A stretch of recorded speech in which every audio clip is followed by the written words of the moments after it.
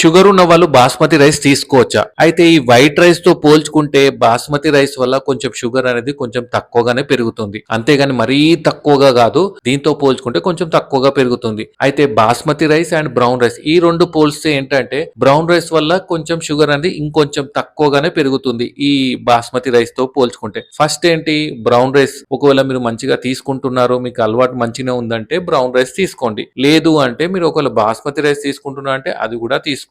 Final గా third place లో ఏంటి వైట్ రైస్ అన్నమాట. ఒకవేళ మీకు ఇవన్నీ అలవాటు లేదు, ఇవన్నీ తినబుద్ధి అవ్వట్లేదు అంటే వైట్ రైస్ అనేది తీసుకోవచ్చు. అది కూడా మధ్యాహ్నం ఒక పూట అట్లా తీసుకోండి. ఏ రైస్ అయినా basmati, white rice, brown rice ఏదైనా కూడా మధ్యాహ్నం ఒక పూట తీసుకోండి. నైట్ పూట మిల్లెట్స్ అలా తీసుకోండి. అంతేగాని బాస్మతి రైస్ తో షుగర్ తక్కువగా పెరుగుతుందని 3 పూటలు తీసుకోవడం అవసరం లేదు. అలా తీసుకుంటే షుగర్ అనేది పెరుగుతుంది. ఈ మూడిటి వల్ల పెరుగుతుంది. బట్ ఏంటంటే కొంచెం కంపేర్ చేస్తే కొంచెం లైట్ గా తక్కువగా అనేది పెరుగుతుంది. అర్థమైంది కదా? మరి మీరు మీ డైట్ లో ఏం తీసుకుంటున్నారో కింద కామెంట్ లో చెప్పండి. Thank you.